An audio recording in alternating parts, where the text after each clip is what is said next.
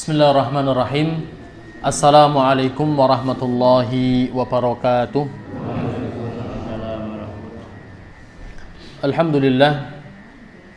Alhamdulillahilladzi bi ni'matihi tatimmus shalihat wa bi fadlihi tatanazzalu al khairati wal barakat wa bi taufiqihi tatahaqqaqu al maqasid wal ghayat. Asyhadu an la ilaha illallah wa asyhadu anna Muhammadan abduhu wa rasuluh. Qala Allah ta'ala fi kitabihil karim, ya ayyuhalladzina amanu taqullaha haqqa tuqatih wa la tamutunna illa wa antum muslimun. Rabbi israh li sadri wa yassir li amri wahlul 'uqdatam min lisani yafqahu qawli, amma ba'd. Allahumma 'allimna bima yanfa'una wanfa'na bima 'allamtana warzuqna ilma ya rabbal alamin. Bapak-bapak, ibu-ibu, jamaah Masjid Al-Huda yang mudah-mudahan senantiasa dimuliakan dan dibanggakan oleh Allah Subhanahu wa taala. Alhamdulillah, untayan rasa syukur kita kepada Allah Subhanahu wa taala, Zat yang telah memberikan kepada kita pundi-pundi kenikmatan yang begitu luar biasa, dari nikmat Islam, nikmat iman, nikmat kesehatan dan nikmat kesempatan, yang alhamdulillah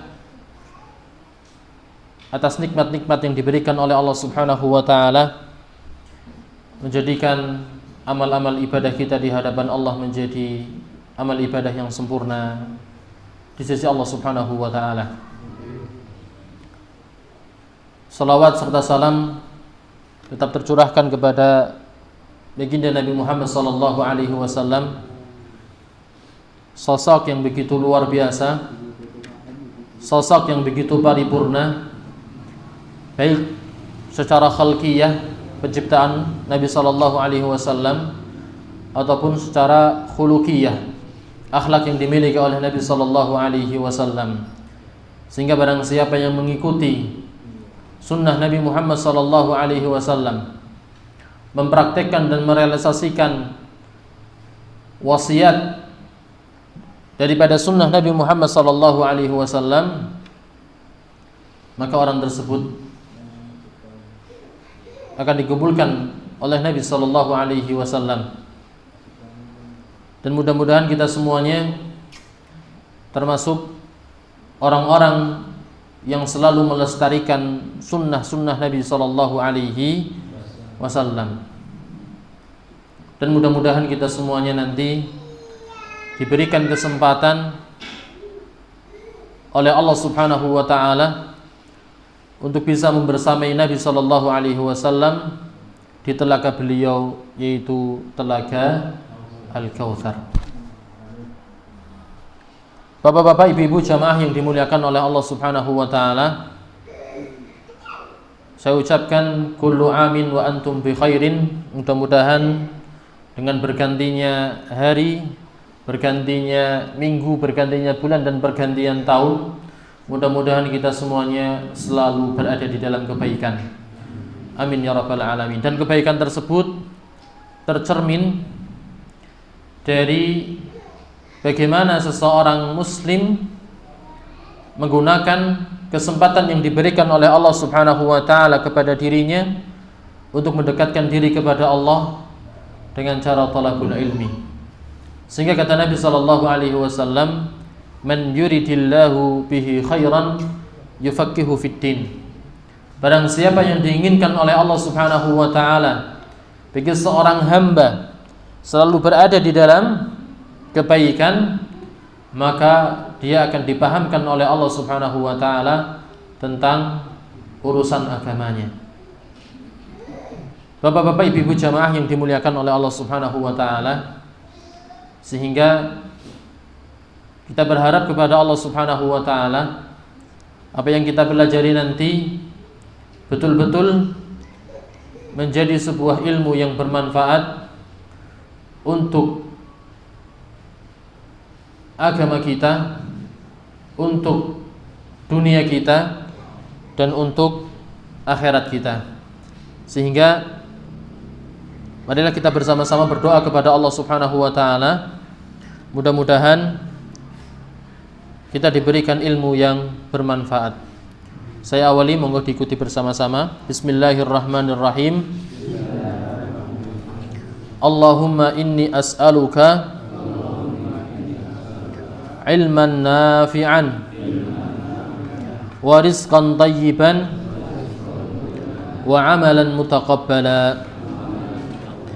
Ya Allah, ya Tuhanku, aku memohon kepadamu ilmu yang bermanfaat dan rizki yang baik dan amalan yang diterima. Amin ya rabbal alamin.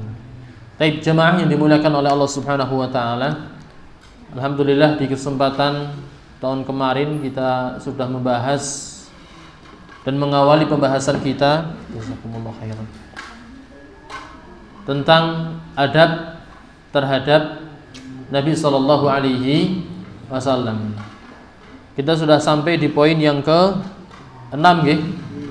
Di antara adab-adab terhadap Nabi sallallahu alaihi wasallam itu bagaimana seseorang bisa ihya'u sunnatihi, menghidupkan sunnah Nabi sallallahu alaihi wasallam, wa idhari syari'atihi, dan bagaimana seseorang bisa menampakkan dan memenangkan syariah daripada syariah yang dibawa oleh Nabi sallallahu alaihi wasallam.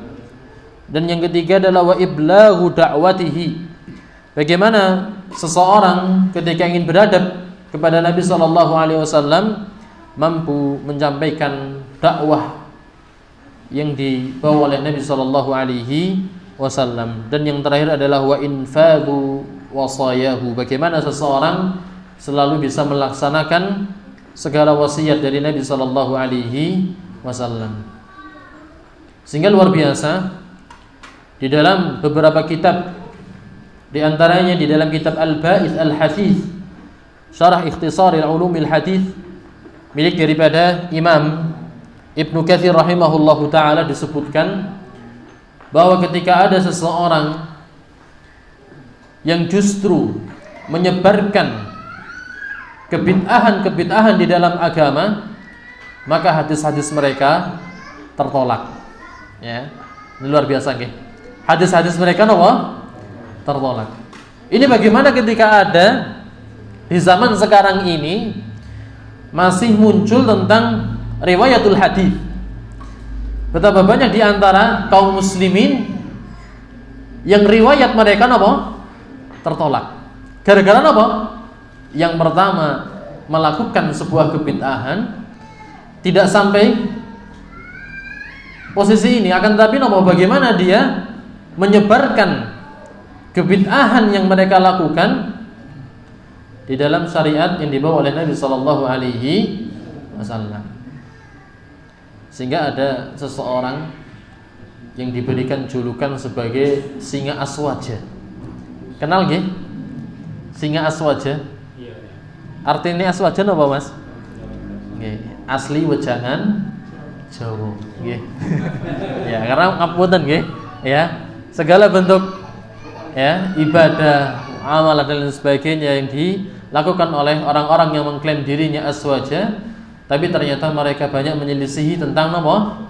Ya, sunnah daripada Nabi sallallahu alaihi wasallam. Sehingga kita artikan aswaja apa? Asli wejangan Jawa. Karena betapa banyak nggih syariat-syariat yang dibangun di atas klaim mereka itu berasal dari adat istiadat apa? Nusantara. Maka saya mengutip ya daripada satu perkataan di antara perkataan-perkataan singa aswaja.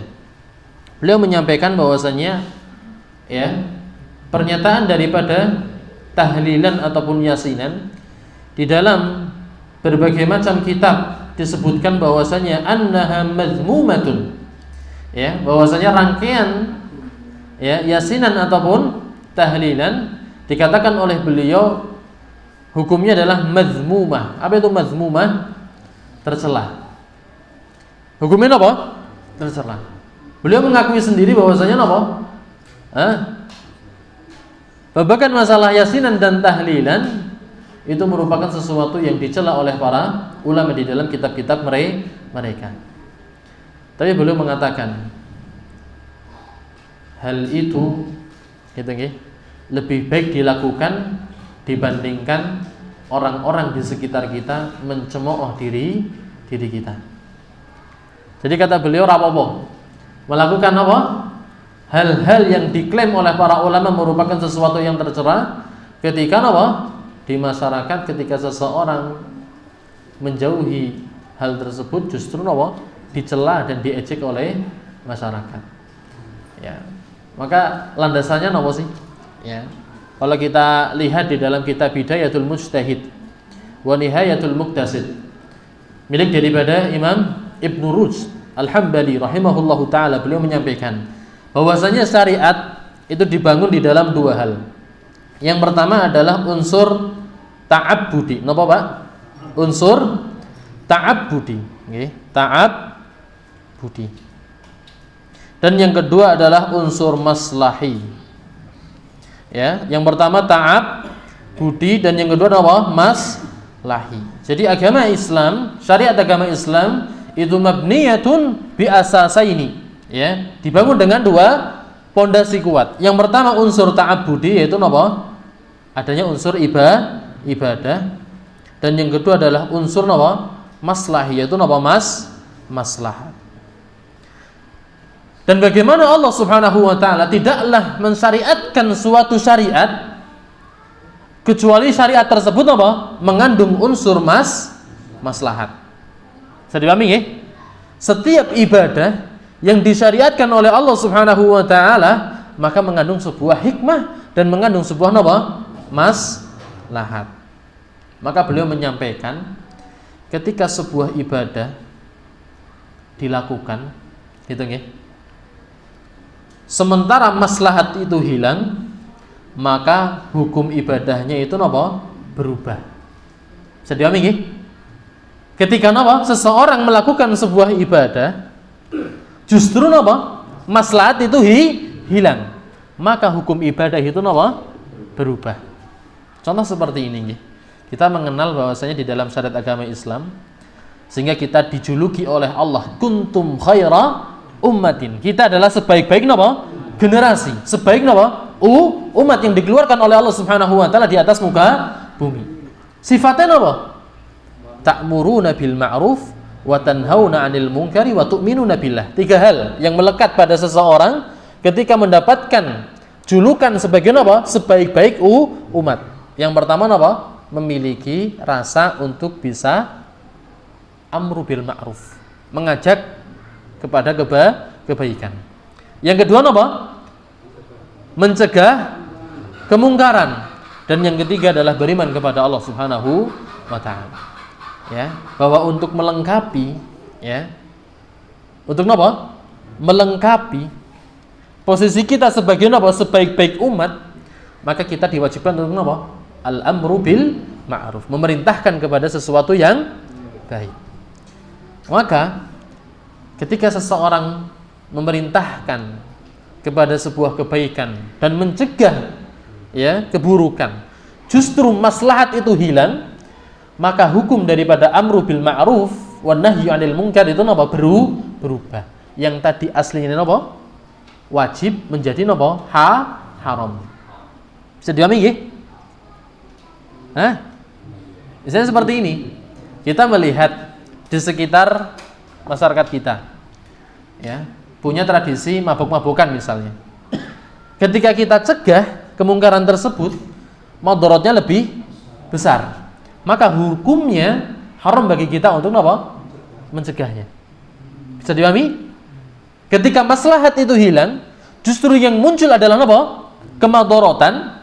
Maka apa? Hukumnya berubah. Yang tadi aslinya wajib menjadi apa? Haram. Lah argumen dari beliau sehingga aswaja ketika seseorang meninggalkan tadi itu, nggih, karena sesuai dengan agama, justru apa? Madarat itu muncul dengan adanya apa? Ejekan dari orang lain, cemoohan dari orang lain, kita dikucilkan dan lain sebagainya, maka hukum daripada meninggalkan itu hukumnya berubah menjadi apa? Yang tadinya dilarang menjadi diperbolehkan. Bisa dipahami sampai sini? Tapi seperti ini, Pak. Ya. Ini makanya butuh ilmu, Pak. Butuh apa? Ilmu. Bahwa berubahnya hukum itu harus ditandai dengan 3 hal. Dengan berapa, Pak? 3 hal. Sehingga kata Nabi SAW, Innallaha tajawaza an ummati, ya, sesungguhnya Allah Subhanahu wa taala Maha pengampun terhadap umatku karena 3 hal. Yang pertama adalah al-khata'. Napa, Pak? Al-khata'. Napa niku khata'? Karena salah. Salah bagaimana, Pak? Dia sudah thalabul ilmi, Pak. Sudah napa? Mencoba untuk hadir di majelis ilmu. Dan tentunya dia napa? Memiliki sebuah ilmu dari apa yang dia cari. Tapi di dalam penerapannya salah. Maka kata Nabi SAW, orang yang seperti ini itu akan diampuni oleh Allah ketika penerapannya di dalam ilmunya salah. Bisa dipahami? Adapun yang kedua, yaitu apa? An-nisyan. Ya, bagaimana ketika seseorang itu lupa? Misalnya seperti ini. Ya, kita punya kewajiban untuk menunaikan puasa di bulan Ramadan. Qadarullah di siang-siang, Pak. Ya, biasanya kita apa? Disandingi wedang gitu nggih, Pak. Ya, apalagi ketika baru pulang dari sawah. Ya. Sampai rumah, ternyata di atas meja makan ada segelas air. Tanpa kita sadari, langsung kita minum. Qadarullah di siang hari bulan Ramadan. Karena kita lupa, maka apa? Puasanya batal atau mboten? Rusak atau mboten? Tidak, ya. Tidak rusak kan? Karena apa? Karena lupa. Ya. Kemudian yang ketiga adalah apa? Ya, yukrah. Itu apa? Ada unsur paksaan. Jadi kalau kita gitu nggih, melakukan sebuah ibadah justru muncul kemadharatan, gitu nggih? Justru apa? Muncul kemadharatan yang bisa mengubah daripada apa? Hukum ibadah tersebut, maka ini harus apa? Berawal dari 3 unsur ini. Kalau enggak apa? Salah. Kalau enggak lupa, kalau enggak apa? Dipaksa. Sehingga ketika tidak ada 3 unsur ini di dalam ibadah yang kita tinggalkan, maka apa? Ibadah yang kita tinggalkan itu apa? Hukumnya berdosa. Bisa dipahami nggih? Jadi tadi tahlilan dan yasinan, ya, menurut sing aswaja tadi aslinya hukumnya apa? Haram, tercela. Tapi karena apa? Meninggalkan itu, gitu nggih. Konsekuensinya adalah munculnya madarat, sehingga apa? Hukumnya yang tadinya apa? Dilarang menjadi apa? Boleh. Tapi mohon maaf, ini yang harus dipahami. Ketika adanya sebuah paksaan. Dalam artian seperti ini, Pak. Ketika kita di masyarakat nggak ikut yasinan, kok kita apa? Dipaksa atau apa? Diancam untuk dibunuh. Maka kita boleh untuk apa? Mengikuti yasinan. Tapi ketika tidak ada paksaan, Pak, maka hukumnya apa? Baqa'u makana ala makan. Tetap apa? Kembali kepada hukum asal. Yaitu apa? Tidak diperbolehkan. Bisa dipahami nggih sampai sini nggih? Ya. Jadi misalnya kita ya seperti ini. Ya. Ancamannya berupa gunjingan. Ya. Makanya kayak seperti ini ya. Disebutkan oleh Allah Subhanahu wa taala di dalam surat Al-Furqan. Wa ja'alna likulli nabiyyin aduwwan minal mujrimin, Pak. Dan sudah kami siapkan, kata Allah, bagi para nabi itu siapa? Aduwan, yaitu musuh. Siapa? Minal mujrimin, dari orang-orang yang apa? Mujrim. Orang mujrim itu bukanlah orang kafir, Pak. Dia adalah siapa? Sesama muslim tapi belum punya ilmu di dalam agama. Sehingga ya tadi mencemooh, mengejek, mengolok-ngolok. Sehingga apa? ketika kita diolok-olok dan dicemooh, sementara kita menghidupkan sunnah Nabi SAW, itu merupakan sebuah rahmat. Saya dipahami nggih? Ketika kita dicemooh dan diolok-olok oleh orang-orang sekitar kita, ketika kita menghidupkan sunnah Nabi SAW, ketahuilah itu adalah sebuah apa? Nikmat, sebuah apa? Rahmat. Sebagaimana Nabi SAW dicemooh oleh orang-orang di sekitar Nabi SAW. Jadi cemoohan orang, gunjingan orang, ya, celaan orang lain itu tidak bisa merubah apa, Pak? Tidak bisa merubah apa? Sebuah hukum. Karena ikrah di sini, ya, ikrah di sini konsekuensinya adalah apa? Yaitu tentang masalah kematian. Ya. Kalau hanya sebatas apa? Diusir, Pak. Ya. Kita kan masih ada apa? Harapan hidup. Bisa berpindah di tempat lain. Maka kita tidak bisa atau tidak diperbolehkan untuk mengikuti sesuatu yang berselisihan dengan sunnah Nabi ataupun berselisihan dengan apa? Syariat Allah Subhanahu wa ta'ala. Ya. Hanya sebatas apa? Cemoohan, Pak. Ya. Ngasuk be kadang apa? Mari gitu nggih. Dalam artian apa? Orang itu akan bosan gitu loh. Ya, bosan defek. Begitu. Sedih sampai sini nggih. Itu bagaimana seseorang, ya, ketika ingin menghidupkan sunnah Nabi sallallahu alaihi wasallam. Oke, kemudian yang berikutnya, ya, tentang wasiat daripada Nabi sallallahu alaihi wasallam. Ya. Apa bedanya antara wasiat, hibah dengan warisan, Pak? Ya, ini perlu kita ilmui, Pak. Kalau wasiat, ya, itu penentuannya sebelum apa? Meninggal, pelaksanaannya setelah meninggal. Kalau hibah, penentuannya sebelum meninggal dan pelaksanaannya juga sebelum meninggal. Kalau apa? Warisan, penentuannya kapan, Pak? Setelah meninggal. Pelaksananya juga apa? Setelah meninggal. Dan wasiat ini hukumnya apa? Wajib. Lah, di antara wasiat daripada Nabi sallallahu alaihi wasallam yang begitu dikenang oleh para sahabat Nabi sallallahu alaihi wasallam adalah wasiat yang diriwayatkan oleh Imam Ahmad bin Hanbal dan oleh Imam Ibnu Majah. Apa wasiatnya? Ya, beliau menyampaikan, idza kumta fi salatika fasalli salata muwadda'in.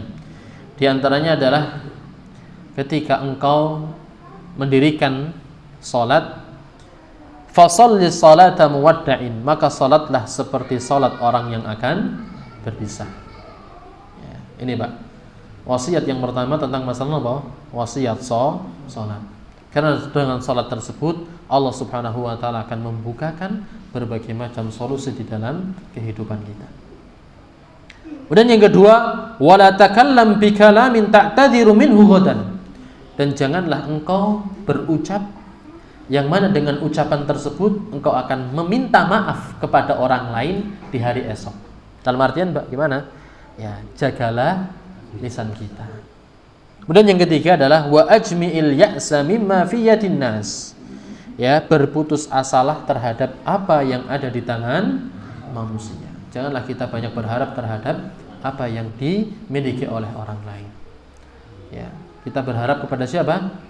Allah Subhanahu wa taala. Inilah wasiat yang disampaikan oleh Nabi sallallahu alaihi wasallam. Kemudian wasiat yang berikutnya, ya, wasiat yang begitu terkenal, yaitu wasiat yang disampaikan oleh Nabi sallallahu alaihi wasallam kepada siapa? Abu Hurairah radhiyallahu taala anhu. Ya. Dari Abu Hurairah radhiyallahu taala anhu, beliau berkata, "Ausani khalili." Bahwasanya kekasihku Rasulullah sallallahu alaihi wasallam berwasiat kepadaku. Apa wasiat tersebut? Yang pertama adalah, ya, as-siyamu fi kulli thalathin min kulli syahr. Itu apa? Puasa 3 hari di setiap bulannya. Yang kita kenal dengan apa? Ayyamul Bid. Tanggal berapa? 13, 14 dan 15. Kemudian yang kedua adalah apa? Yaitu mengerjakan sholat duha 2 rakaat. Ya, yang mana sholat duha ini akan mencukupkan sedekah kita untuk siapa? Sendi-sendi yang kita miliki. Kita punya berapa persendian, Pak? Di dalam sebuah hadis dijelaskan berapa? 360 persendian. Yang itu bisa dicukupi sedekahnya dengan nomor 2 rakaat sholat duha. Kapan sebaik-baiknya sholat duha, Pak? Ya. Indah ya ramadi al-ibil, ya. Yaitu ketika apa? Anak unta mulai kepanasan. Kapan, Pak? Jam setengah 10 sampai jam 10. Ya pas lah ketika apa? Istirahatnya, ketika istirahat. Itu waktu yang paling afdal. Kemudian yang ketiga adalah apa? Melakukan sholat witir sebelum tidur. Ini ketika seseorang khawatir ya di malam hari tidak bisa bangun, maka disunnahkan untuk melakukan sholat witir di awal waktu. Kapan? Sebelum dia beranjak tidur. Bisa 1 rakaat, bisa 3 rakaat. Inilah wasiat daripada Nabi Sallallahu Alaihi Wasallam. Kemudian yang berikutnya di antara adab-adab kepada Nabi Sallallahu Alaihi Wasallam, bagaimana seseorang bisa hifdzus sauti inda qabrihi. Itu bagaimana seseorang bisa memelankan suaranya di dekat makam Nabi Sallallahu Alaihi Wasallam. Ini bagi seseorang yang diberikan nikmat oleh Allah, diberikan kesempatan oleh Allah Subhanahu Wa Taala untuk bisa menziarahi daripada makam Nabi Sallallahu Alaihi Wasallam. Dan kata Nabi Sallallahu Alaihi Wasallam, la tashuddur rihal illa fi 3 masajid. Janganlah kalian apa? Memaksa untuk melakukan perjalanan kecuali apa? Ketiga masjid. Yang pertama apa? Masjidil Haram. Kemudian yang kedua Masjidin Nabawi. Kemudian yang ketiga adalah Masjidil Aqsa. Pahalanya berapa, Pak? Masjidil Aqsa 500, Masjid Nabawi berapa? 1000. Sementara Masjidil Haram berapa? 100.000. Wah, kalau gitu ya, ketika seseorang diberikan kesempatan bisa ziarah ke sana, ya, setelah pulang dari ziarah libur dululah, sholat di masjid. Karena apa? Sudah dirapel, Pak, ya, pahalanya. Ini bukan. Ya. Ini tentang masalah keutamaan. Tentang masalah apa? Keutamaan. Kemudian yang berikutnya, ya, wa syarafihi bil wuqufi ala qabrihi sallallahu alaihi wasallam tasliman katsiran. Ya. Bagaimana seseorang ya bisa beradab ketika berada di sekeliling daripada makam Nabi Sallallahu Alaihi Wasallam. Sehingga banyak di antara jamaah Indonesia yang pertama mereka ya meninggikan suara dengan cara melambai-lambaikan tangan kepada kuburan Nabi Sallallahu Alaihi Wasallam.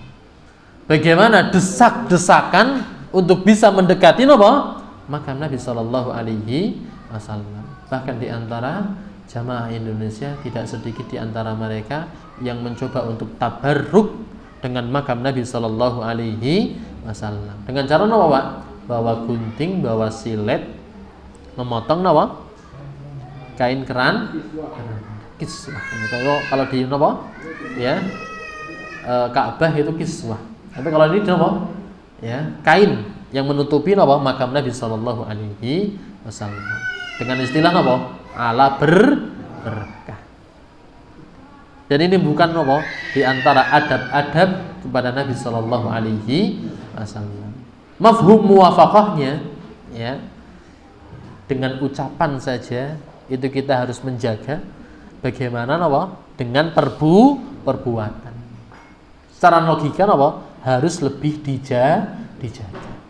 Oke, kemudian yang berikutnya, yang terakhir di antara adab-adab kita kepada Nabi sallallahu alaihi wasallam adalah bagaimana seseorang bisa hubbus shalihin. Itu apa, Pak? Mencintai dan mengasihi orang-orang saleh sebagaimana cinta daripada Nabi sallallahu alaihi wasallam. Maka Imam Syafi'i pernah berkata, ya, "Lau kana hubbuka shadiqan la ata'tahu." Kalaulah seandainya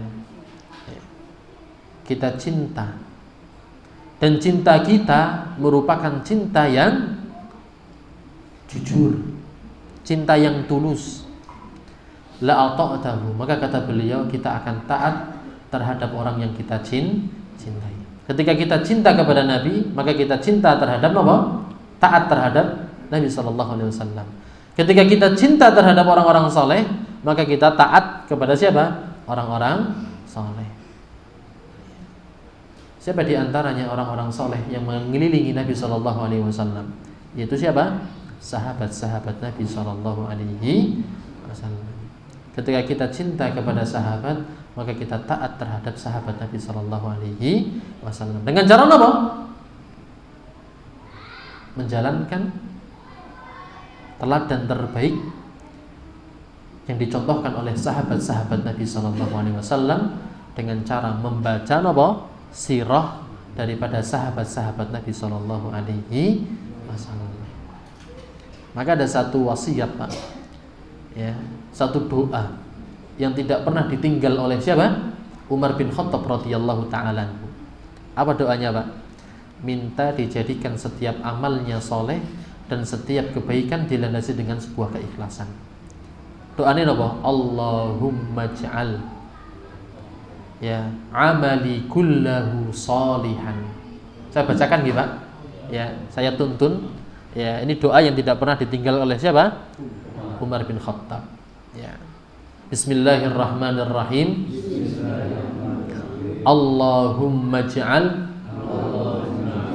amali kullahu salihan waj'alhu liwajhika khalisan wala taj'al li ahadin fihi syai'an. Kita tulis nih, Pak. Ya, karena ini ya, doa yang begitu luar biasa yang selalu membasahi lisan siapa? Umar bin Khattab radhiyallahu taala anhu. Doanya apa? Allahumma. Oke, silakan bisa ditulis. Ij'al, Allahumma ja'al amali kullahu salihan. Ya, salihan. Ya Allah, jadikanlah setiap amalku kullahu semuanya salihan, menjadi amal yang saleh. Waj'al, ya, mohon maaf, waj'alhu gitu nggih, liwajhika khalisan. Ya, oke. Waj'alhu, dan jadikanlah hu kepadanya apa? Ya, amal soleh. Liwajhika, untuk wajahmu, khalisan, dalam keadaan ikhlas. Ya, ini sajalah. Ya, dua saja ini. Ya. Allahumma ja'al. Mohon ya, silahkan diikuti bersama-sama. Allahumma ja'al amali kullahu salihan waj'alhu liwajhika khalisan. Ini salah satu doa yang dibacakan oleh Umar bin Khattab radhiyallahu taala anhu. Kemudian yang berikutnya apa? Wa bughdul fasikin, di antara adab kepada Nabi sallallahu alaihi wasallam bagaimana kita benci terhadap siapa? Orang-orang yang fasik. Wa mu'adatuhum bi bughdihi, ya, dan memusuhi orang-orang fasik sebagaimana kebencian Nabi SAW terhadap mereka. Ya. Kalau sekarang tidak kepada perseorangan terhadap orang-orang yang dibenci Nabi SAW, akan tetapi apa? Benci terhadap sifat-sifat yang melekat daripada siapa? Orang-orang yang fasik. Ini Pak. Ya. Jadi paling tidak di dalam hati kita tumbuh sebuah kecintaan terhadap orang-orang soleh dan tumbuh sebuah kebencian terhadap orang-orang yang fasik, itu merupakan salah satu di antara adab kita kepada Nabi Shallallahu Alaihi Wasallam. Tapi betapa banyak di antara kita yang justru orang-orang soleh di dalam ibadah mereka, di dalam sunnah-sunnah yang mereka lakukan, justru banyak di antara masyarakat kita yang banyak membencinya. Dan justru orang-orang yang di dalam diri mereka tumbuh kefasikan, tidak jarang di antara masyarakat kita yang justru cinta terhadap mereka. Ya. Inilah Pak? Akhir zaman.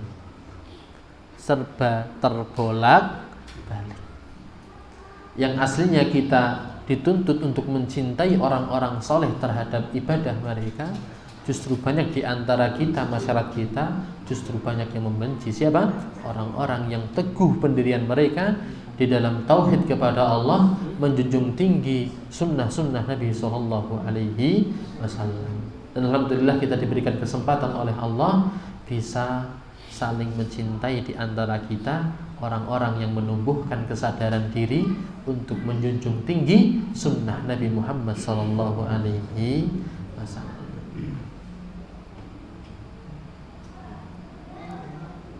Karena seperti ini Pak, ada sebuah kisah dalam sebuah riwayat yang dikukuhkan oleh para muhaddithin.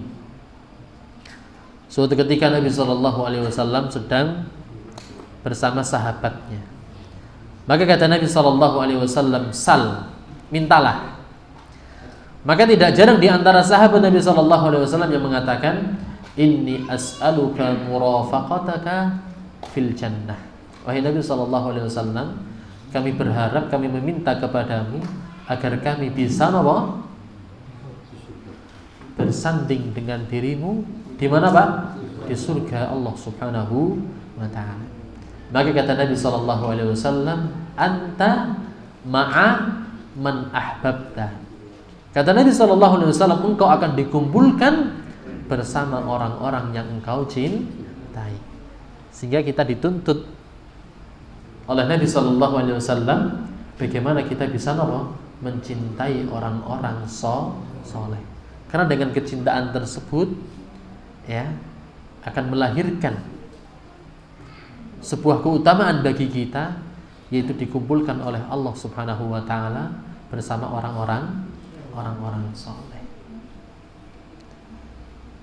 Tapi rasa cinta tersebut tidak akan muncul di dalam hati kita kecuali kita selalu berkumpul dengan orang-orang soleh. Cinta tersebut tidak akan muncul kecuali kita kenal dan bersama siapa? Orang-orang soleh. Makanya ada istilah tak kenal maka tak sayang. Makanya perlu kumpul dengan orang-orang soleh, yang mana dengan kebersamaan tersebut akan memunculkan rasa al-hub, rasa sayang terhadap mereka. Makanya Fudail bin Iyad, beliau mengatakan di dalam beberapa perkataannya, sungguh tidak ada obat yang lebih manjur ketika imanku menurun kecuali kebersamaan diriku dengan siapa? Orang-orang soleh, Pak. Tidak ada obat yang lebih manjur untuk memompa keimananku di hadapan Allah kecuali kebersamaanku dengan siapa? Orang-orang soleh. Ya. Kalau keimanan kita, Pak, menurun, Pak, ya. Bukan kita mencari tempat rekreasi, akan tetapi mendekat ke masjid, Pak. Karena tempatnya orang-orang saleh di mana, Pak? Di masjid. Kalau keimanan kita melemah, tidak kita mencari pencarian yang lain kecuali apa? Kita mendekat kepada masjid. Karena di masjidlah tempat orang-orang yang soleh, orang-orang yang dekat dengan Allah Subhanahu wa ta'ala. Kemudian yang terakhir daripada pembahasan adab terhadap Nabi Sallallahu Alaihi Wasallam, yaitu bagaimana kita harus tahu tentang siapa itu orang-orang yang soleh.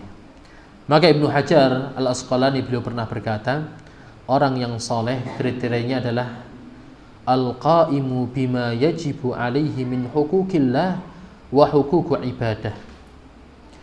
Orang yang soleh adalah orang yang menjalankan kewajiban terhadap Allah dari berbagai macam ibadah, dan kewajiban terhadap sesama hamba Allah, yaitu tentang masalah muamalah. Yang mana orang yang seperti ini kedudukannya bertingkat-tingkat, menyesuaikan bagaimana tingkatan ibadahnya kepada Allah dan tingkatan muamalah kepada hamba-hamba Allah Subhanahu wa ta'ala. Inilah yang ada di dalam diri Nabi Sallallahu Alaihi Wasallam. Sehingga orang-orang kafir begitu terpukau dengan kepribadian Nabi Sallallahu Alaihi Wasallam. Bahkan di antara mereka ada yang menulis satu kitab tentang 100 orang yang mengubah dunia. Orang yang pertama yang dicantumkan oleh orang kafir tersebut adalah siapa? Nabi Sallallahu Alaihi Wasallam. Kenapa? Karena Nabi Sallallahu Alaihi Wasallam bisa menggabungkan dua sifat. Yang pertama, bagaimana bisa merajut kedekatan tali ibadah kepada Allah, dan bisa merajut ukhuwah sesama muslim. Bahkan tidak sesama muslim, akan tapi merajut ukhuwah sesama manusia. Tapi yang menjadi PR kita, Pak, ketika kita fokus di dalam ibadah, kadang muamalah terabaikan. Betul apa betul? Ketika ibadah meningkat, ya, justru muamalah kita menurun. Kedekatan kita dengan tetangga, kedekatan kita dengan teman, itu menurun. Dalam artian kadang kita lebih sering untuk menjaga jarak. Senyum kita kadang kita peruntukkan hanya sesama jamaah. Tapi kalau untuk orang lain bukan aliran kita, mohon maaf ya, bukan aliran, bukan mazhab kita, kadang untuk senyum saja susah. Ya. Maka ini PR kita, Pak. Di mana-mana begitu, Pak. Di mana-mana gitu. Orang yang hijrah, orang yang sudah dekat dengan Allah, kadang melupakan unsur muamalah. Sehingga bagaimana ya upaya yang dilakukan oleh al-fuqaha, ahli fikih, Pak. Mereka tidak membahas begitu saja tentang masalah fikih ibadah. Tapi bagaimana bisa membahas tentang masalah fikih muamalah. Ya. Karena ini yang harus kita bangun, yaitu fikih ibadah dan fikih muamalah. Bagaimana tali kita kepada Allah dan tali kita kepada siapa? Sesama muslim. Ya. Sehingga ya sesekali gitu Pak. Ya, kita sholatnya tidak di sini, Pak. Ya, tapi ke sana-sana, Pak. Untuk merajut ukhuwah, Pak. Ya. Ya, untuk merajut ukhuwah. Karena seperti ini. Kata Allah Subhanahu wa taala wala tafarraqu. Sebelumnya wa'tasimu bihablillahi jami'an wala tafarraqu.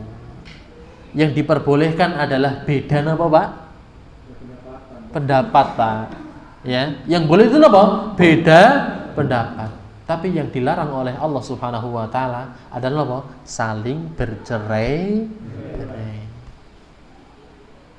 Dan ini tujuan siapa? Orang-orang orientalis, orang-orang barat menghancurkan muslim itu bukan dengan bom, bukan dengan roket, Pak. Tapi apa? Merenggangkan ukhuwah yang terjalin antar sesama muslim. Bukan antar agama, Pak, tapi sesama muslim. Bagaimana dari ranah sepak bola saja, Pak? Ya, Malaysia dengan Indonesia itu kan padahal sesama muslim.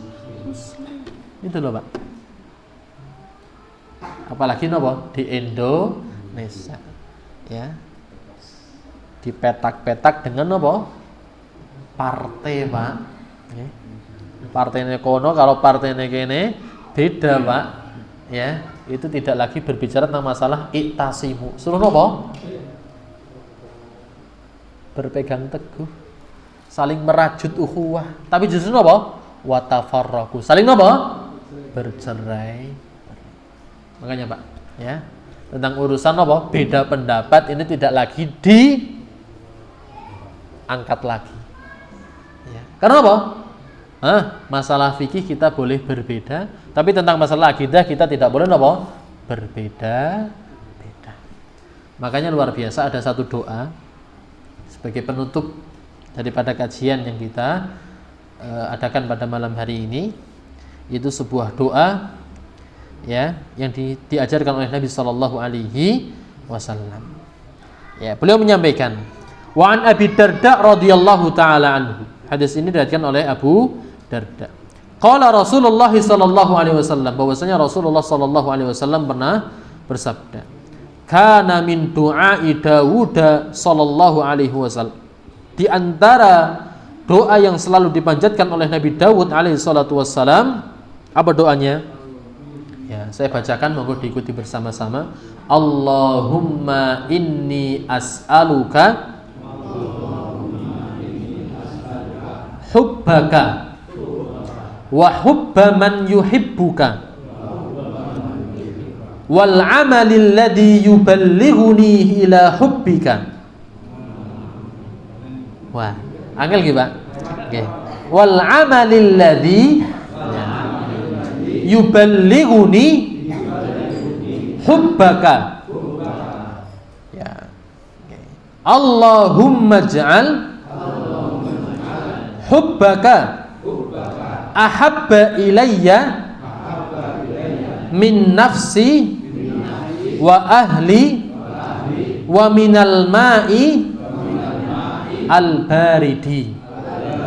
Ya, ini biasanya di dalam zikir pagi dan petang itu biasanya sampai ya yuballighuni ila hubbik. Ya, sampai sini nggih. Ya, kita artikan nggih. Allahumma ya Allah, inni sesungguhnya aku as'aluka meminta sapa aku kepadamu hubbaka pada kecintaanmu. Wa hubbaman dan kecintaan seseorang yuhibbuka yang mencintaimu. Wal amali dan aku meminta kepadamu sebuah amal alladzi yang yuballighuni yang bisa menjadikanku hubbaka bisa selalu cinta kepadamu. Ini, Pak, ya, meminta tentang kecintaan. Yang pertama kita meminta kecintaan Allah. Yang kedua meminta kecintaan terhadap siapa? Orang yang selalu cinta kepada Allah. Dan yang kedua yaitu meminta amalan yang bisa melahirkan kecintaan kita kepada Allah. Ini, Pak, ya. Doa yang perlu kita rutinkan. Kita baca bareng-bareng nggih? Ya, wahid, itsnain, tsalas. Allahumma ya, inni as'aluka hubbak wa hubbaman yuhibbuka wal amala alladzi yuballighuni ila hubbik. Ya, sampai sini saja Pak. Ya, ila hubbik. Ya, ini kita meminta kepada Allah agar napa? Kecintaan kita selalu dijaga oleh Allah Subhanahu wa ta'ala untuk bisa selalu cinta kepada Allah Subhanahu wa ta'ala. Bapak-bapak, ibu-ibu jamaah yang dimuliakan oleh Allah Subhanahu wa ta'ala, inilah penutup pembahasan kita di dalam adab kepada Nabi sallallahu alaihi wasallam. Insyaallah kita akan sambung lagi di pertemuan yang akan datang tentang adab kepada napa? Al-Qur'an. Insyaallah kita sambung lagi di pertemuan yang akan datang. Sebelum kita tutup, kita buka sesi tanya jawab. Monggo, apabila ada jamaah yang ingin bertanya, baik di dalam materi ataupun di luar materi. Monggo. Nggih.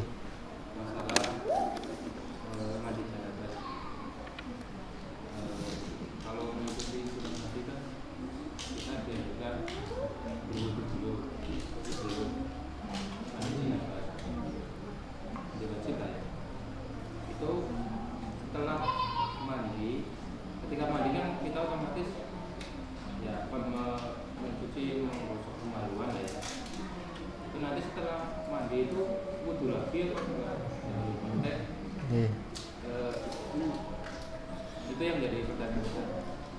Mungkin itu saja. Oke, taib. Tentang masalah mandi janabah. Ya, kewajiban kita nggih, ya, sebelum berbicara tentang masalah sunnah, kewajiban kita adalah imrarul ma'i ila sairil jasad. Bahasa fikih itu disampaikan, kewajiban mandi janabah adalah apa? Imrarul ma', memperjalankan napa? Air ke seluruh badan. Itu sudah mencukupi untuk napa? Mandi janabah. Jadi tidak perlu gosok-gosok dan sebagainya, tapi napa? Ngarah gebyur saja, ngarah nyelem saja, ya. Ketika kita pagi hari misalnya, ya, kita ditakdirkan memiliki napa? Kolam renang di rumah kita, Pak.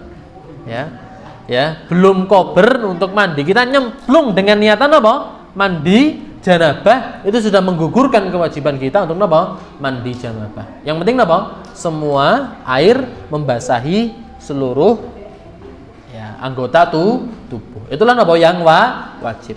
Tapi yang sunnah yaitu apa? Ya, yang dicontohkan oleh Nabi sallallahu alaihi wasallam. Itu diawali dengan apa? Dengan berwudu. Ya, diawali dengan apa? Bersuci. Lah keterangannya bagaimana? Ketika apa? Di dalam apa? Rangkaian mandi kita bersentuhan dengan apa? Dengan alat kemaluan. Maka bagaimana? Ya, wudu lagi atau bagaimana? Sehingga para ulama ya berpendapat lebih baik mengakhirkan wudu. Sudah nggih? Ya, jadi lebih baik apa? Ya, khilafan lil khilaf, khurujan lil khilaf, keluar daripada khilaf, perbedaan ulama, ya. Lebih baik apa? Mengakhirkan wudu. Ya. Jadi wudunya setelah mandi janabah. Mandinya apa? Wudunya apa? Setelah mandi janabah. Ya, karena keterangan daripada Nabi ketika wudu gitu nggih. Setelah wudu dia hanya apa? Ngebyurkan saja gitu nggih. Ya. Dan niki, mohon maaf nggih. Mohon maaf. Ya. Ketika kita mandi janabah, jangan sampai terlewat, Pak. Dalam artian seperti ini. Ya. Kadang kan kita menggunakan sabun, ben sabune berbusa, itu kita hanya apa? Menggebyurkan sebagian apa? Air ke sebagian tubuh kita. Sehingga apa? Ketika tercampur dengan apa? Sabun, maka apa? Air tersebut tidak lagi thahirun mutahhir. Bisa dipahami nggih? Jadi seperti ini, Pak. Ya. Ketika kita mandi janabah, maka yang pertama kali dilakukan bagaimana seseorang bisa memastikan sekujur tubuh itu dibasahi oleh air sebelum dia menggunakan sampo, sebelum dia menggunakan sabun. Jadi apa ini? Karena ketika air tersebut bercampur dengan sabun, kemudian masuk ke pori-pori kulit kita, maka bisa jadi air yang kita gunakan itu bukan tohirun mutohir, tapi apa? Dia tohir, dia suci nih, tapi tidak mensucikan. Kenapa? Karena bercampur dengan sabun. Ya. Makanya kan harus diperhatikan, gitu Pak. Ya. Paling enggak kan seminggu sekali, gitu Pak. Seminggu sekali gitu, kita mandi janabah. Ya, di antara apa? Bukan ini Pak, tapi apa? Ketika sholat Jumat itu kan kita mandinya mandi wajib gitu loh Pak. Paling kita ya rodina pisan. Ya, paling kan apa? Seminggu sekali ketika apa? Mandi sholat Jumat. Ya. Jadi ini yang harus diperhatikan Pak. Ya, kita harus pastikan dulu air yang tidak tercampur dengan apapun itu apa? Membasahi sekujur tubuh. Baru kita apa? Campuri dengan sampo, baru kita campuri dengan apa? Sabun. Sabun nggih. Ya. Jadi bisa jadi apa? Mandi kita enggak suci, Pak. Enggak mensucikan, Pak. Kenapa? Karena tadi tercampur dengan apa? Sabun atau tercampur dengan sampo, sementara air belum ya. Air yang tidak tercampur ini apa? Belum membasahi seluruh anggota tubuh. Jadi seperti itu nggih. Ya, jadi di antara sunnah daripada sunnah mandi janabah adalah apa? Berwudu. Sehingga khurujan lil khilaf lebih baik apa? Wudunya diakhirkan. Jadi mandi dulu, gosok, baru apa? Ya, ketika sudah baru apa? Ditutup dengan wudu. Jadi seperti itu. Bisa dipahami nggih? Tentang masalah mandi janabah. Mana yang wajib, mana yang sunnah. Wajib itu harus membasahi seluruh anggota tubuh sekalipun tidak menggunakan sabun. Gitu nggih. Sepenting apa? Semuanya basah. Adapun sunnah tadi, ya. Ya, sunnahnya bagaimana, Pak? Yang pertama gebyur dulu napa pripun, Pak? Yang pertama kan apa? Membasahi kemaluan dulu, ya. Baru apa? Mengguyur napa? Kepala. Baru napa? Sikihil aiman, bagian kanan. Wasikihil aisar, sebelah napa? Kiri. Baru gebyur kabeh. Baru wudu. Ya, andukan ya. Ya. Lah bagaimana, Pak? Ketika napa? Malam hari, gitu nggih? Ya. Setelah napa? Ya. Ya. Mandi dulu atau bagaimana, Pak? Ya, tidur dulu, Pak. Nek sunnah Nabi SAW adalah apa? Mencuci kemaluan, kemudian apa? Berwudu. Baru itu apa? Tidur lagi. Melek lagi, Pak. Lanjut lagi. Ya, jadi jangan kok langsung ya. Wah, ngatang-ngatang gitu nggih, Pak. Ya, ya. Tapi apa? Ke kamar mandi dulu, bersih-bersih dulu, kemudian wudu, kemudian apa? Tidur kembali. Jadi seperti itu. Ada lagi monggo? Cukup? Cukup nggih? Nggih, kita cukupkan. Insyaallah kita lanjutkan lagi tentang adab yang keempat, yaitu adab terhadap firman Allah Subhanahu wa taala, yaitu Al-Qur'an Al-Karim. Baik, kita cukupkan untuk pertemuan kita pada malam hari ini. Mari kita tutup bersama dengan bacaan hamdalah dan doa kafaratul majlis. Alhamdulillahirabbil alamin. Subhanakallahumma bihamdika asyhadu an la ilaha illa anta astaghfiruka wa atubu ilaik. Apabila di dalam menyampaikan banyak kekurangan, saya mohon maaf yang sebesar-besarnya.